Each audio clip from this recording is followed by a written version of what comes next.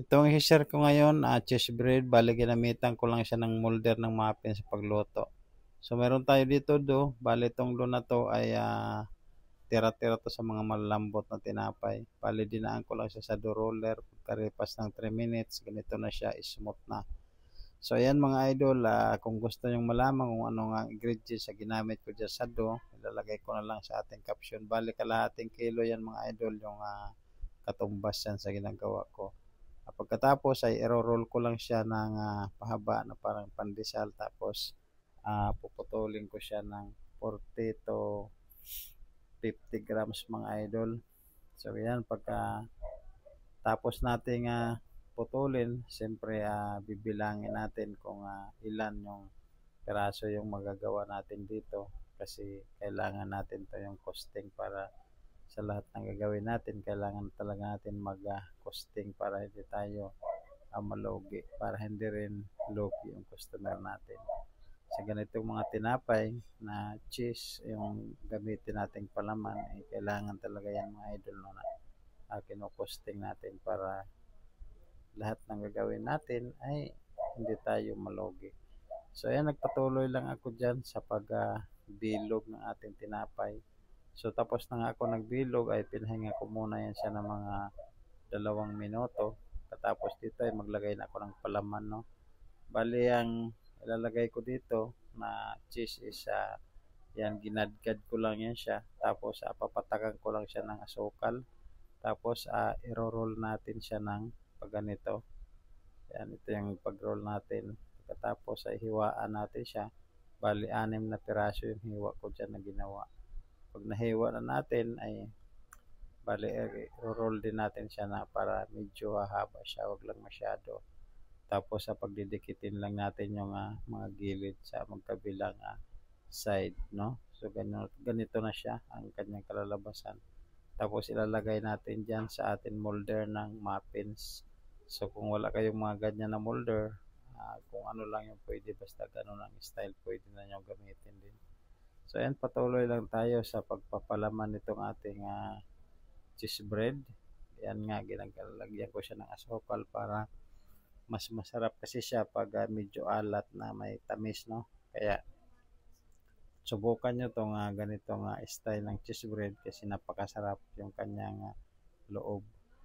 So ayan yung kanyang palaman, napakasarap kainin lalo-lalo na pag, bagong luto, mainit pa.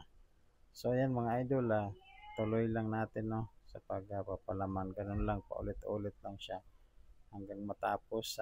Ganun pa rin ang kanang ating, gagawin, no, pag roll tapos ganyan, pag didikitin natin yung kabilang dulo side sa atin na ipitin yung mga dough para siya ay, magdikit para pag nagluto na siya is, maganda siyang, tingnan, no, kasi yan naalsa pa yan siya mga idol. Yan pag linagay natin diyan naalsa pa yan siya. Kaya kailangan na pantay siya para hindi lalaki yung kabilang dulo ng ating ginawa. So bali dito ay close up natin para makuha nyo yung kung paano ko siya ginagawa, no. So ano lang, ginamitan ko siya ng parilya. Yan, tapos medyo linaparan ko para pag i-roll natin siya, hindi na tayo masyadong mahaba ang kakailanganin natin. So ayan, manipis na yun siya. Tapos maglagay naman tayo ng ating cheese. Depende sa inyo kung ano kadami ilalagay yung cheese. Tapos lagyan ng konting asukal. Tapos kaya nga ng kanina, i-roll lang din natin siya. Pasensya na kayo mga idol kung medyo mahaba-haba itong, ano, kasi gusto ko talaga ipakita sa inyo yung kung paano ko siya ginagawa para hindi na kayo mahirapan. Pagtsagaan nyo na kung gusto nyo matuto, panoorin nyo lang yung matapos ng video.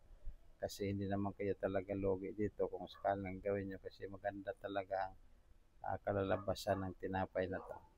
So ayan na mga idol, ganun lang, pagdikitin lang din tapos, ilagay lang din natin dyan sa ating, molder ng ating, muffins mga idol. So dito mga idol sa part na to ay, natapos na tayo. Bali ang gagawin natin dyan is, papaalsahin natin siya ng 2 oras. Depende sa dami ng yes na ginamit yung mga idol. So ayan ako dito 2 oras kasi pala isasabay ko to doon sa mga lulutuin natin mamaya. So pagkalipas ng 5 minutes, kinuha ko siya mga idol kasi at binanyahan natin siya ng itlog. Yung egg yolk or lagyan ng konting ibap or pwede naman na itlog na lang din siya. So paalasahin natin siya uli ng mga 1 oras pa. Yan pagkalipas ng 1 oras ay ito na nga ang ating cheese bread. Bali naluto ko siya ng 12 minutes mga idol. Ang init nating oven ay nasa 180 Fahrenheit. So ayan mga idol, ito na nga ang finished product ng ating cheese bread, di ba napakaganda. So ayan balik close upang ko dito para medyo malapit-lapit, napaka-attractive naman niya.